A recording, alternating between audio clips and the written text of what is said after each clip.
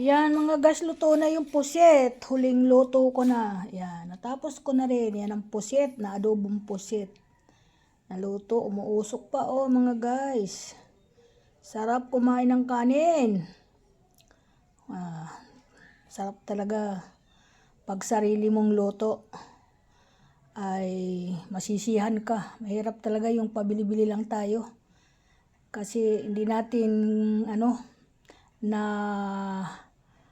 yung lasa natin. Hindi kagaya nitong sariling luto, talagang mabubusog tayo dito.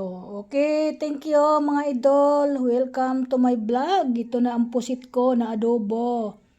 Ayan, welcome to my vlog for today's video. Good morning sa mga idol. Good morning sa mga follower ko. Lahat po, ingat po tayo. Ito, pagod ako. Mabuti naman, napagod ako.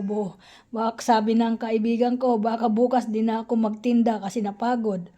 Hindi, kakayanin ko mga idol. Araw-arawin ko yan kasi pag huminto tayo, niloko lang natin yung ating sarili. Thank you so much mga idol. Maraming salamat. Nakaluto na ako.